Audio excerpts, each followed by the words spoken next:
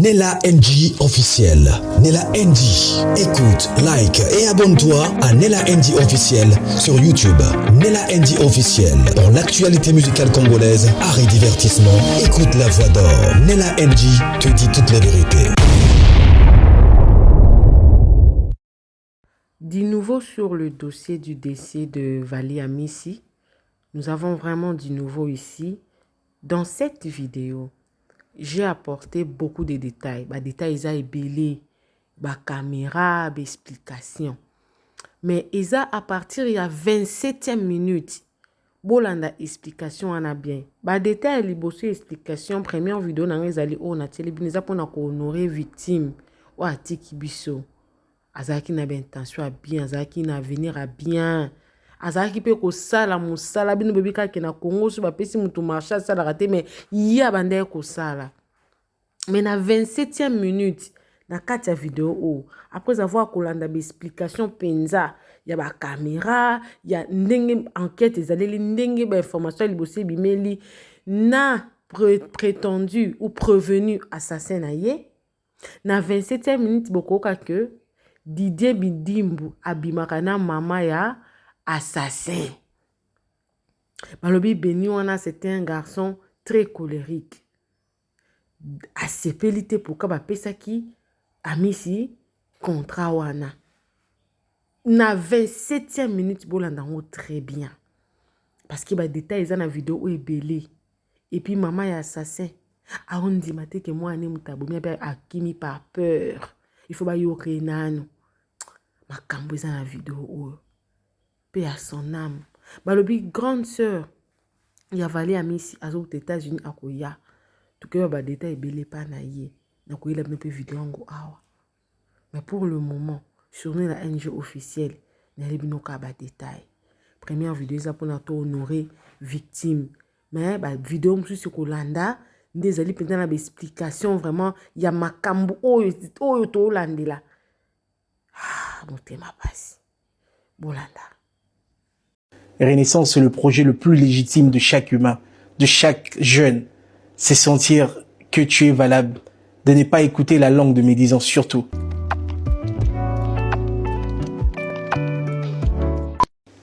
Salut, c'est fort. Ici, c'est Vali Amissi, Group Executive Chairman de Paradis Africa et Africa Up Holdings.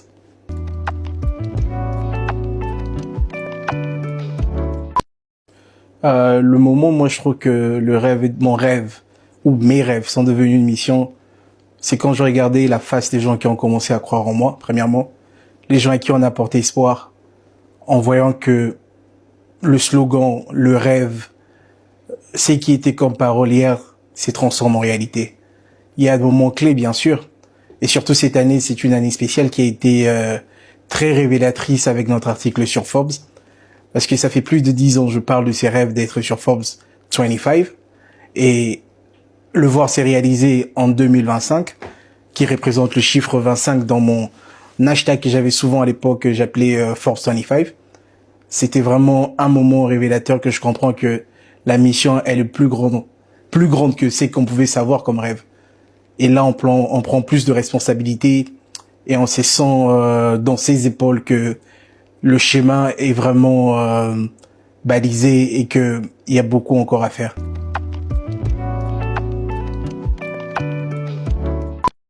Bien sûr, l'invisible a toujours été quelque chose qui nous conduit. Dans toute trajectoire, il faut d'abord croire à ce que personne ne voit. Et c'est ce que moi j'appelle souvent le parcours de David. David, dans la Bible, c'est quelqu'un qui avant d'arriver à la royauté, il a combattu avec les ours, il a tué des lions dans le secret. Et dans le secret, il s'est fait fortifier. Et en arrivant devant Goliath, il a pu tuer Goliath. Et c'était son chemin pour la royauté. Et c'est comme nous, dans notre chemin, notre parcours de rêve. Et que l'invisible a toujours été la signifiance d'où on venait, quoi. Et aujourd'hui, le respect, la notoriété et l'accomplissement de nos rêves, la construction de nos entreprises, ça nous fait croire que tout ce qui est invisible même aujourd'hui, demain, on saura l'accomplir. La vérité est bini concernant Liwa Vali Amissi. Bandeko ba découvrir makamoko grave. bah découvrir ma camoko terrible, bah découvrir partager vidéo au moment où je suis en train de vous parler. Qu'est-ce qui se passe? Bah publier ma vidéo à caméra de surveillance dans hôtel oyo Vali Amis azalaki na camarade ne Beni. Bande ko tomoni vidéo ne Beni na Vali Amisi bazali koya. Ba kokota na appartement na bango. Place il fallait bazala, place il fallait n'habiter ba solo la makam d'affaires, ba solo la makam nini, ba ye kokota na appartement. Tomoni caméra de surveillance ne filmé. Pourquoi tango Beni awuti ko boma Vali Amisi? Pourquoi tango azobimisa corps na bâtiment, il y a chambre, il y a appartement, na bango na chambre, na bango. Pourquoi pas caméra filmaki? Tomi tout na question. Pourquoi pas tant ozo bimisa corps, image et monani? Comme si Beni, il a exécuté seul, mais il n'a pas travaillé seul sur ses coups. Mais Nzambala la kate, Nzambala la kate, milimo mususu batu shakate. Au lieu au chobo mamutu, au kiti fait très bien. Au côté na kati ascenseur na port ya mutu au lieu au kita na étage ezala ki prévu à kita pour caméra mon a été ake au kita na étage mususu caméra zui tant yo remarqué qu'il kiti na étage où il fallait pas kita a paniquer a moni caméra comme ko fina ascenseur bozali ko mona comme fina ascenseur mbangu corps ya ngwana na seto moni. Et la main oyo tomoni ya bia chocolat neza et la main oyo Vali Amis à côté là qui dans hôtel et ça et la main oyo ba retrouva qui corps na ye sans vie liboso ya Béatrice. Il a exécuté seul mais il n'a pas travaillé seul parce que ce qui peut à quoi qui na étage oyo te tomona to bate ye mutu abomi Vali Amis pour dit tomona to bate banga ba bimisela biso image que ayaki na Vali Amis mukolo wana 22h bakabwanya ki peut-être 23h 0h bakabwanya ki et puis place akenda ka yebité soki image oyo ya ascenseur ya caméra de surveillance a tombaki na étage wana te ebima kité badwanwa bayeba azate bandeko. Nous avons l'impression comme si cette personne, nous avons l'impression, nous laissons la justice faire son travail. Mais ça nous donne l'impression comme si complicité moko ezalaki na hôtel place azalaki. Comment mutakoki kobima na corps? Business toyebi comment est-ce que ne ba sécurité bazalaka na hôtel par-ci par-là, parfois mususu basenga na kutu mbongo oze la grand prêtre moko akoti mutu moko asimba mwa ba moyen akoti soit bima ko fine pe là. Comment kobima na corps? Abimi na ngope na couloir, tout tel komona image wana te image kaka kokota mutomoni, akoti na ngopa ascenseur, akita koti na ngopa voiture akei sans qu'il y ait une personne à remarquer. Ils ont n'importe quoi. Ils ont n'importe. Nzambala la kate, atiki indice. Indice oyo nzamba atiki, ezalaki akoyaki na étage ya mabe. Obomi mutu. Okepo obwaki. Et bazola tsebiso image, na lobby na ngosusu azongaki na butu tongo apprendre liwa batunya so apprendre liwa ya Vali Amis azongaki akipe ko sala prière ye wana na babouger zo sala prière na batu. Les gens ne savent pas bikenda kendate batu musu ba olanda batu pona mbongo ba prière na batu ba grand maître spirituel ba koyebisa bino ce sont des prières azongaki na lieu de crime pour na calmer mon limo spirituellement a calmer mon limo ya Vali Amis. Dans votre cabine vidéo bolanda. Bateau ba ebi spirituel. Bateau bazali fort na spiritualité. Geste à ça qui ezaki toute une cérémonie pour calmer mon limo ya Vali Amis. Ba camarade bikenda kenda loenge balandaka place ba me mabino bozo yebate makamni bosa la bozo yebate. Yana ba l'exhibition vidéo moko to découvrir vidéo moko. Azo sala pe prière na bandeko mosusu. Vali qui était un frère pour certains, un confident pour d'autres personnes, un ami pour tous. Nous avons tous appris la nouvelle de sa disparition de manière inopinée,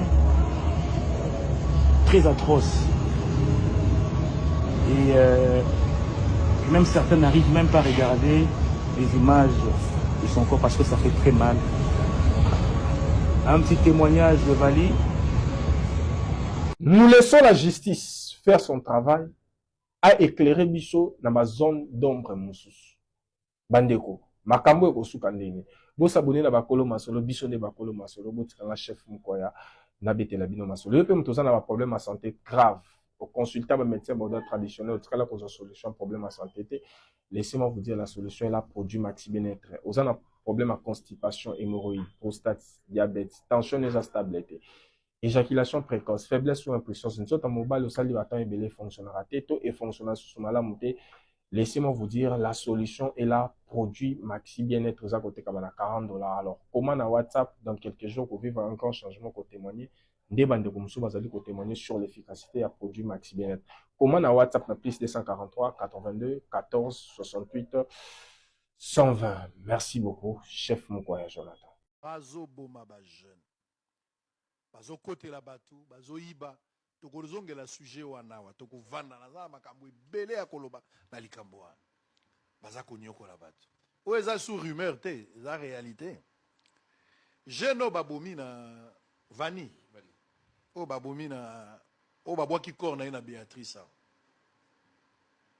Je vous avais toujours dit que chacun de nous a un jida. Chacun de nous a un jida.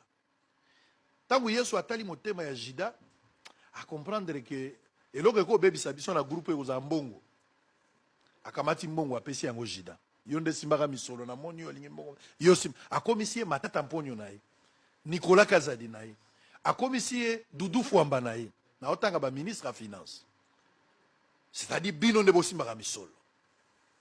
Mais malgré mbongo akeko teka isuka na mbongo mibali, mais lisumu ya jida il fallait za la détournement ko kimane na mbongo ya Yesu. Et quoi que ça la volte pour yene mo bombi misolo pour nani na lie mbongo ya bande ko bomba ya Yesu te ma préféré alia mbongo batu musu ba pesi pour ba bomba Yesu. Chacun de nous a un jida. Faut faire très attention. Ma vidéo dans un enquête je suis en train de finir un peu des informations de part et d'autre. Mais je vous donne tout ce qui est sur le réseau. Ma vidéo il y a souka il a qui que les jeunes étaient logés dans Hilton. Avec moi, c'est vous. Hilton les ont veillé dans la surveillance naé. Et quand il sort d'Hilton, il a responsabilité. Il est sorti aux environs il y a 21h. Mais les images de l'accès du malade téléphone, ça ce n'est pas lui qui est décédé, ça c'est l'assassin. Ça c'est pas lui qui est décédé. Le gars a bima na téléphone à Zagotambol. Si a quitté Libanda Hilton, bazo mona ndenge muto abimi. Mais tant qu'on s'éloigner na Hilton, caméra pe kati. Et finalement, il est parti. Deuxième vidéo, ils ont se retrouvé place au Bozomona na TV. Il est avec un monsieur costaud. Baza kokota costaud na kati ya chambre. Donc, baké na appartement monsieur ezali contraire na haute place ya zalaki. J'imagine la scène, hein, je suis en train d'imaginer. En tant que stratège, certainement ba benga qui est na téléphone, ba travailler, ba bimisi pour un rendez-vous. Pour un rendez-vous. Baye na ye quelque part à côté na motuka ou soit bazaki na motuka baye ko zoyer ba kozongisa ye, ça peut être un rendez-vous et ko zalika mbongo, c'est un homme d'affaires parce que j'ai interrogé bato baye bakié na stade des martyrs.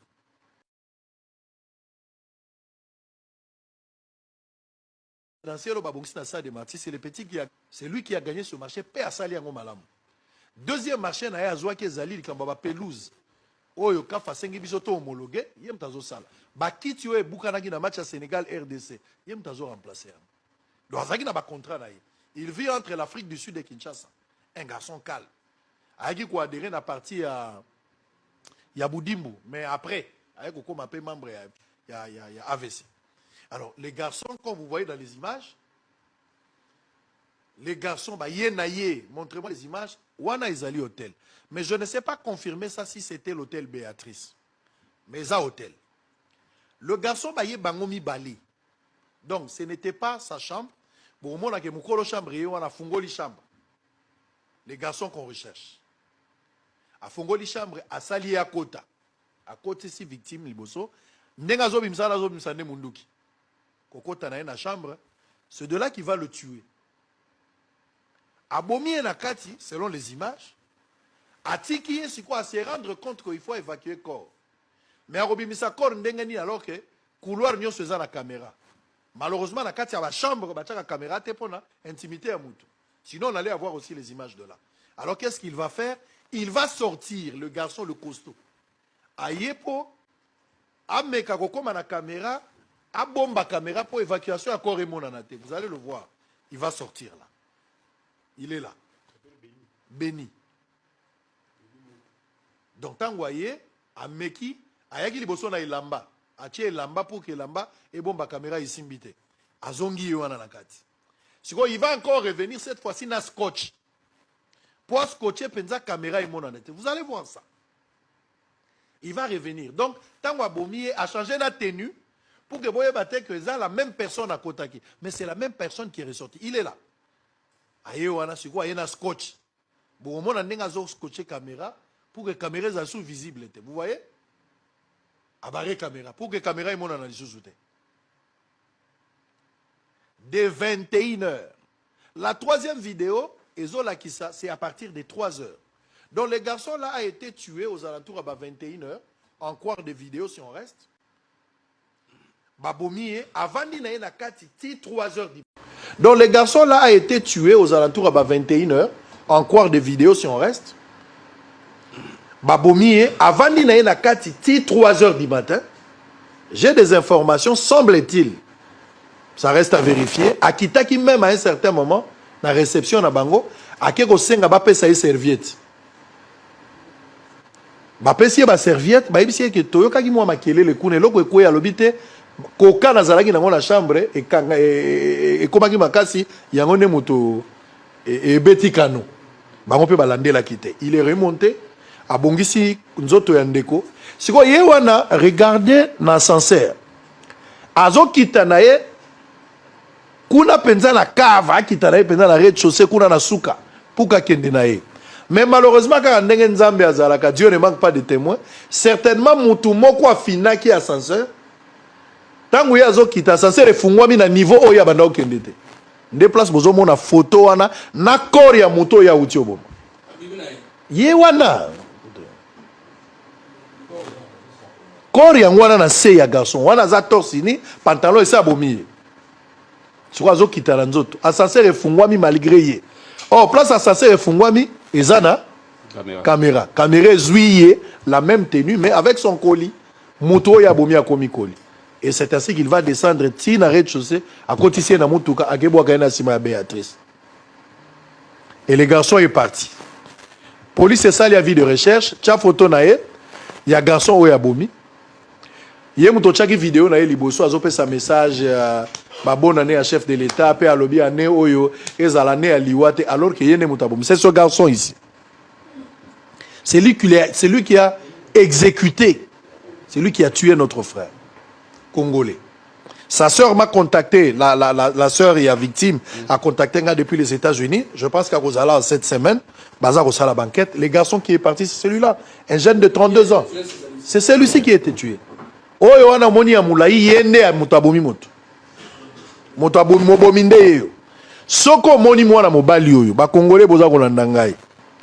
Soki banganga ba monaka, soki ba pasteur ba monaka. Soki ba prophète ba monaka. Population bazo luka garçon oyo. Place yo soko mona ezala na Brazzaville. Parce que tozo soupçonner que ndenga boaka ki corps na ye ti bato ba ko découvrir corps na tongo akoya ko zo kano ya liboso pe ya kena ye. Wana trace ezalaki na noté. Soka zwaki vol ya tongo, à cause appelle vol à 8h, à cause appelle vol à 13h. Et on a vu des recherches ezalaki na noté, ma vidéo est bimi après. Soki bomoni garçon oyo bazali ko lukaye. Kanga garçon oyo place aux ali. Baza ko luka garçon oyo. Un criminel, il a tué un Congolais. Ba cause ya liwana ye circonstance e bani na noté, mais na la kisibino na explication ndambo par rapport à biloko tozanango. Et ça regrettable. Donc on revenir sur le dossier o ezaka kamoko mais to ko tia liste ya bateau bazako kufa. Eza lisusu rumeur te et comme une réalité. Mais malgré mbongo, ake côté ka isuka na mbongo mibali. Mais lisumu ya jida il fallait za la détournement ko ki mané na mbongo ya Yesu. Et ko za la volte po yene mobombi misolo. Po na ni la lie mbongo ya bande ko bomba ya Yesu te, ma préféré alia mbongo bato musu ba pesi po ba bomba Yesu. Chacun de nous a un jida. faut faire très attention. L'année 2023. Ma vidéo dans un enquête, je suis en train de finir un peu des informations de part et d'autre. Mais je vous donne tout ce qui est sur le réseau. Et de bas. Ma vidéo, il y a Souka, il a qui c'est que les jeunes étaient logés dans Hilton. Vécu. Avec moi, c'est vous. Hilton, ils ont veillé dans la surveillance. Tant dans la chambre, tant dans la carte. Et quand il sort d'Hilton, ils ont responsabilité. Il est sorti aux environs il y a 21 heures. Mais les images des autres accès du manat téléphone, ça ce n'est pas lui qui est décédé, ça c'est l'assassin. Ça c'est pas lui. Le gars a bima na téléphone aza kotambol. Ti akiti libanda Hilton bazo mona ndenge muto abimi. Mais tant qu'on s'éloigner na Hilton, caméra pe kati. Et finalement il est parti.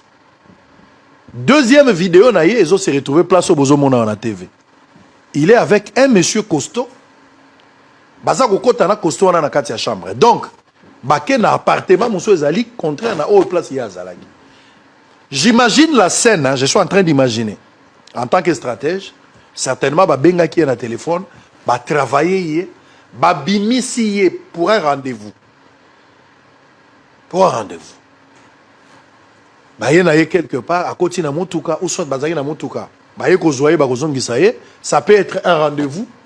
Et Kozali Kambouambongo, c'est un homme d'affaires. Parce que j'ai interrogé Bato Baïba qui est. Na stade des martyrs. Le salon présidentiel au Babongsi na stade des martyrs, c'est le petit qui a gagné ça. Il a 32 ans. C'est lui qui a gagné ce marché. Paix à Sali Ango Malam. Deuxième marché, na Yazoua qui est Zali, Kambaba Pelouse.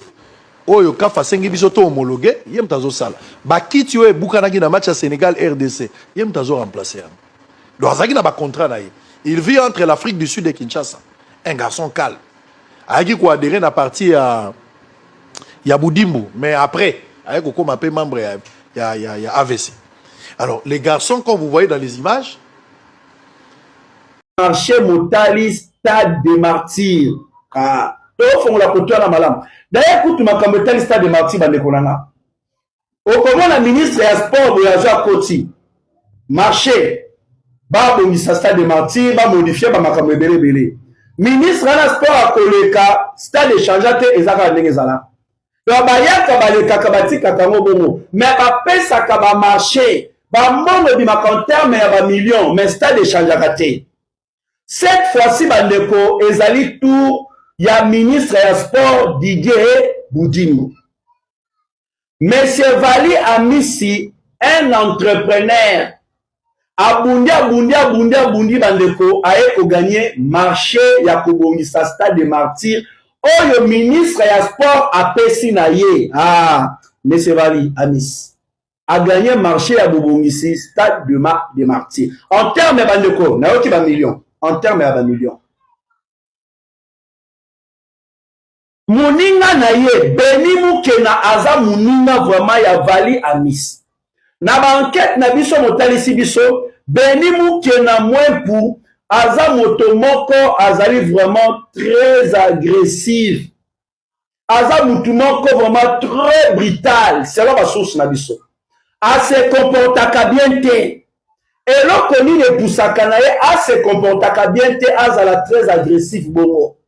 C'est parce qu'il semblerait le ministre des Sports Didier Boudimbo Azana Makamu na ye moko bandeko, je dis bien selon les informations. Azana Makamu na ye moko aviwakanaye. Makamu na ye wanande mama ya Beni Mukena mwepu. Bandeko, je dis bien selon les informations. Le ministre des Sports, Excellence Didier Boudimbo, Azana moto na ye ya libanda oya aviwakanaye. Moto na ye oya vivaka na ye ya libanda azali mama ya Beni Mukena mwepu. Beni Mukena mwepu tango ye komona camarade na ye Vali Amisi a gagné marché à kobongisa stade de martyrs. C'est là où Beni Mukena mwepu mutema evimbi. Mutema a explosé. Mutema vraiment salibienté, tellement fâché. Akei Koluka Vali Amisi na hôtel bisika zalaki logé. Et selon toujours les informations, ezali kotali saete Monsieur Vali Amisi azalaki na mbongo, bandeko mbongo. Comme si Beni Mukena ayokaki déjà que Vali Amisi azala mbongo déjà zui pour na marché ya stade des martyrs. c'est para akei kuna bandeko soki po azwa mbongo wana ye akima na yango akende na yango point d'interrogation nde boye komona Monsieur Beni Moukena aye koassassine camarade na ye Vali Amisi po azui marché à kobongisa stade de martyrs auprès du ministre ya sport DJ Boudimou bandeko kozi yango wana so mbongo ya Vali Amisi bandeko est-ce que va retrouver mbongo na hôtel wana est-ce que ba memaki mbongo bakimi na yango eza na ba makila mosusu batangisaka te otangisi makila wana ekolata yo tala attentat lukaki mana boma bacheye maboko Beni Moukena mwepu bandeko ozare Beni Moukena mwepu ozare c'est ça bandeko véritable cause ya liwa ya Monsieur Vali Amisi kaka po gagner marché wana bokomona Didier Boudimba telemi koto chef de l'état bavarez à Léopard bokomona Vali Amisi azali wana yango tolobaka na vie il faut ka kotia nzambe liboso tout le monde basepelaka na bozwi ya baninga te ozwi olie muninga na yo asenga nzambe merci oyo nga camarade azwi seke nga pe na kodiembela kaka epa na ye mais ekotisi likunya oluki oboma muninga eza na baelevation ya bato mosusu ekoya direct epa na yo te me nzambe akopambola mutu moko boye mpo moto wana abimisa yo na libulu ya badifficulté ozali na yango ebele na bato baboma babénédiction na bango moko sans le savoir sans le savoir azoyeba teke nde moto wana azwa bongi eza nde bénédiction na ye nzambe apamboli moto wana mpo abenda nde yo omata omona ntango ya kobenda yo mata oye komata koleka memi na ye ya komi su kodépendre mpa na yo eza bamakambo ndenge nzambe asalaka eza raison te ya kotiaki motema mabe ya kokotisa moninga na se ya mabele kaka mpo aganye marché ya bobongisi stade de martyr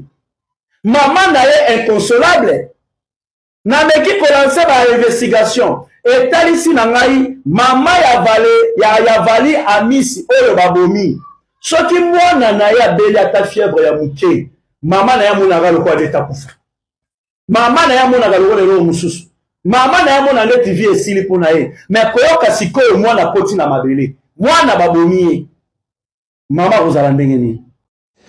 Mes chers amis, la vie est très compliquée. Bonjour. Nous vivons tous les jours. Nous nous promenons. Nous mangeons. Nous dansons. Nous jouons avec nos ennemis. Nos ancêtres ont toujours dit, ton ennemi n'est pas loin. C'est lui qui mange avec toi. C'est lui ou celle qui dort avec toi. C'est lui, ton assassin.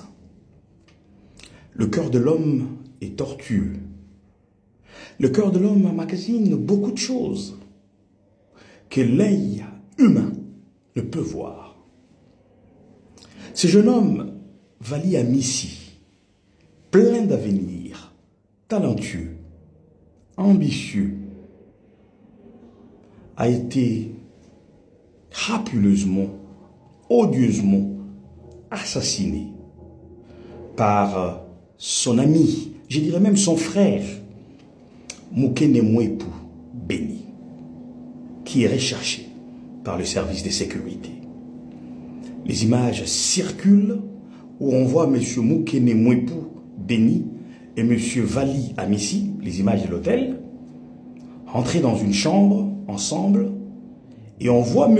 Moukena saisir son pistolet.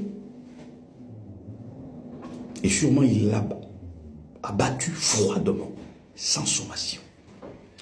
On nous parle d'une histoire de conflit d'intérêts, d'un marché de rénovation des stades de martyrs. On nous parle de plus de 400 000 $.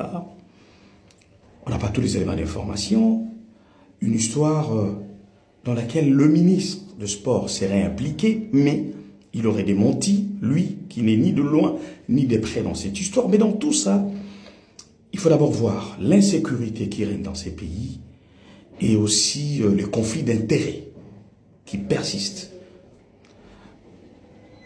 Triste pour ce jeune homme Vali Amissi. Vraiment paix à son âme. Kobomande Koboui, vraiment, ils ont participé mawa. Les colos à Bilogo et à Mokili. Les informations fusent de partout. Mais on n'a pas la vraie version.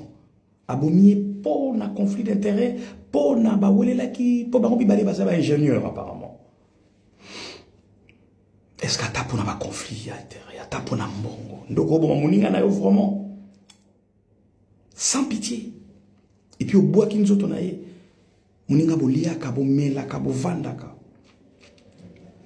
une pensée à ses parents, à sa famille. Mais vous qui me suivez,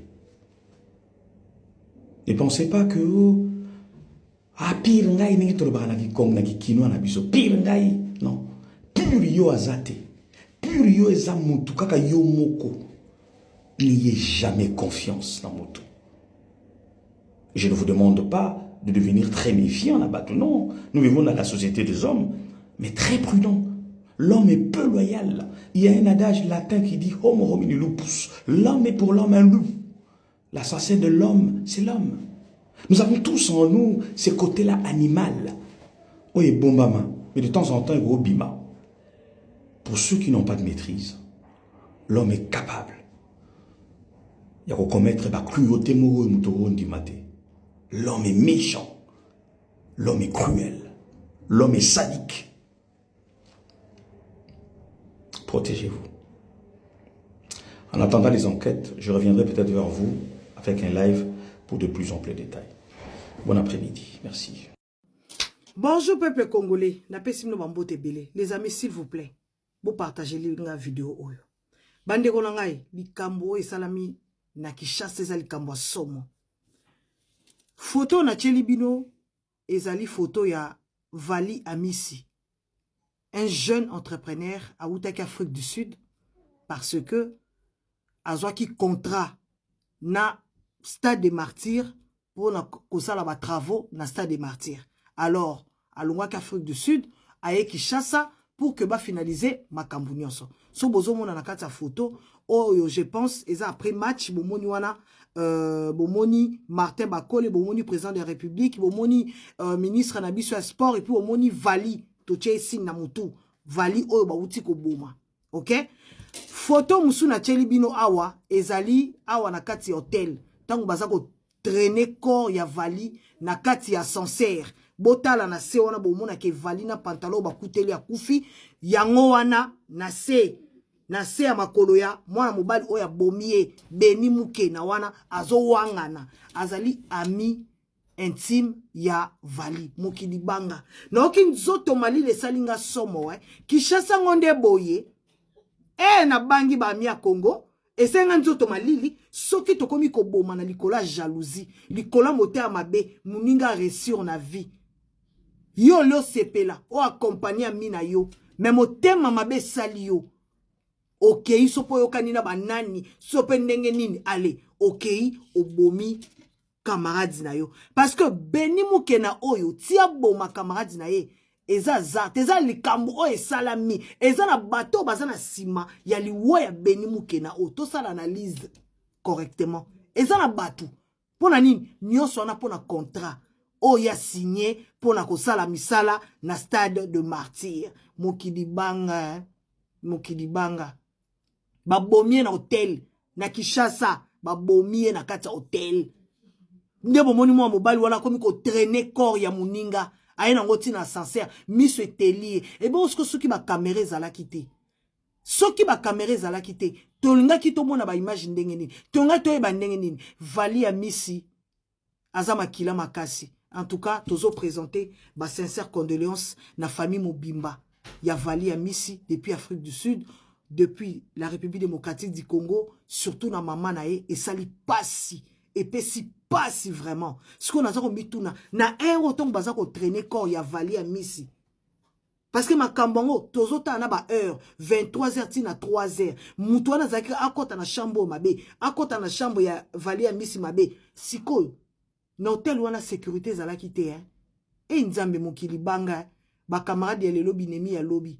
Récite na yo camarade atalia sepelité akepo boma yo et Kinshasa bo amité amabe senga somo senga nzoto malili yango ndeko na vie soki obongi pona ba camarade pe ba bongi ba camarade ba bongi te tika ba musika parce que botaka jalousie et botaka haine. Il faut commencer à sélectionner les amis. Ah oui, c'est comme ça. Et ça te ba mimoro kutake bosili sa classe qui na nenini. Sur ok Congo, bobeta ma solo à classe. Au moniteur to tellement à la coin, to genda kolia mi kate. Alors que yo comme à niveau mususu. Vous comprenez? Il faut sélectionner vos amis. Parce que, bah, ami, ya lobby wana, binemi ya lelo. Faut faire très attention. En tout cas, nzamba bate la biso na Congo wana. Nzambe vraiment abattre la biso. Les amis, partagez ça, n'ga passi. Comme on a jeune boye, a koufi kaka boye. En tout cas, tozo zela ba service, ya mboka na biso, enquête salema. Muto nyonso komona Beni Mukena oyo bota le longine assassin criminel malgré zo wangana en tout cas bo dénoncer na justice ba tia maboko parce que ndeko na biso il faut justice salema liwa ndeko na biso oyo epesi pasi. Merci beaucoup Kabola. Neba na tendance sur loba eloko o benya bimi seza arme to yebite parce que monanité to monika fungoli porte po oye pas mutu c'est normal yo zala muta fungoli à côté ezala bon. C'est censé à 3h58. Oui. Et on prend la chambre à 22h. La censé à 3h58. Et c'est. Oui. Attends, qui devant l'État, to samba, devant ma image, ma feu, ça. Devant les images, oui, pas les pensées. Pour la normale. Ok. Base yo samba, ça, ma image. Yoka. Ba kote rina, ba kote ki bon, balina, ba 2h, 22h, non? Oui. Ba koti. Qu'est-ce qui prouve que le chauffeur, n'a pas la vérité, au yebisa biso? Ni n'est l'accepté qu'à sa complice. Oui. Dans les pays de droit, même le chauffeur sera arrêté. Hôtel, baza complice. Si quoi, tu crois na chauffeur ndeni tandis que tout ça ba image de l'acceptation, tout ça image ya sincère. Tout le monde a monsieur là, azaki déjà na C, asa déjà ya confiance na C, ya ola la kao. La personne o azo kokaye a fini à sincère, a sali erreur, caméra juillet. Déjà image zo l'accepter le monsieur azaki déjà na C parce que muto a kufi pas ngambe. Oh, nda bomi aleki na kingambe. Soki achuba ke tonga la kingo eke elembise. C'est que zaki tonga déjà ya poison. Parce que mouton n'a pas beaucoup de temps. Ah, mobile à matata. Te, y'a pas c'est la rappel biso tongo ba. Oh,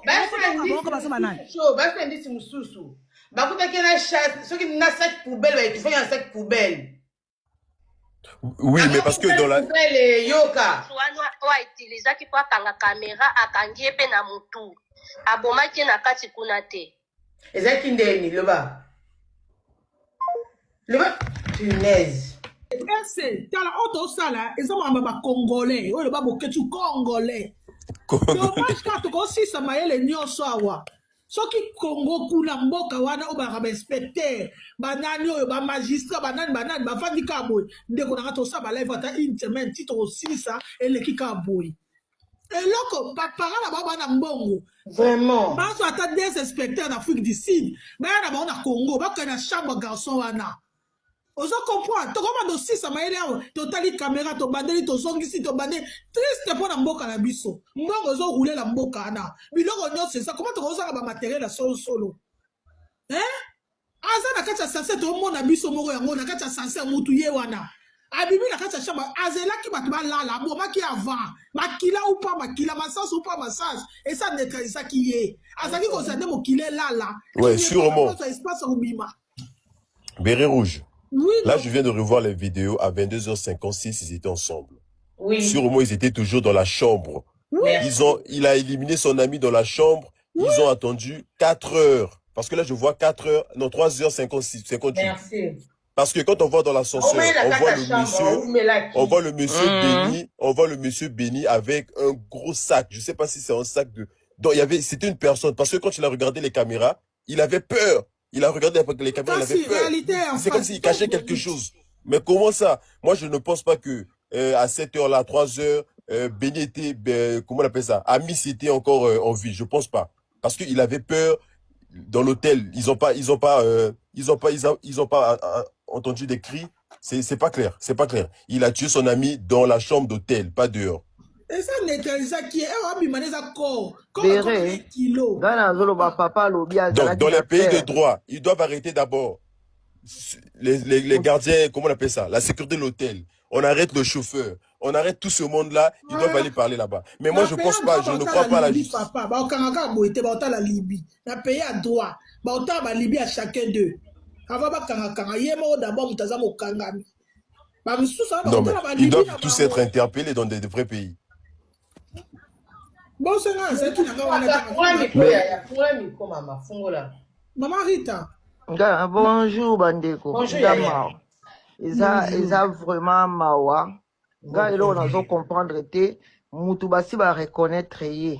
Pourquoi nous tokoro imona ya ta na justice te bon juste te lobi kaza na kati ya justice tout ça va live hein peu importe titre na ye akoko te via mutubo était gratuitement même mutonga ibaki aza droit ko enlever éviter mais nga siko nazo mona na ebité soki abe aboma ki donc azoki temps ebele pour makile s'arrêter pour mundu makila soki aboma ki na ndako azwaki temps ya kozela makila c'est arrêté pas makila ya munduki epanzala kebele et puis s'arrêtera tout de suite na kati ya sincère to moni makila te ou bien abomi a neutraliser ba image yango yo ay tufaki na bilamba lingaki na bilamba voilà banda yes asoma ki na kata chambre ou ataka na kopela ya mabe là je viens d'avoir une eloko akomela te talaka mbinga wana ata likofi na kingo akokosa moto evaniti akokaka na likofi akoneutralize aza très costaud moto oyo totali na sincère ntango obenda yazaki déjà kao aneutralize moi mobali kitoko boye vraiment ou bien asi amikufelaki na kati ate kobetela siko masasi kuna et c'est regarde encore la vidéo il y a le gars dans l'ascenseur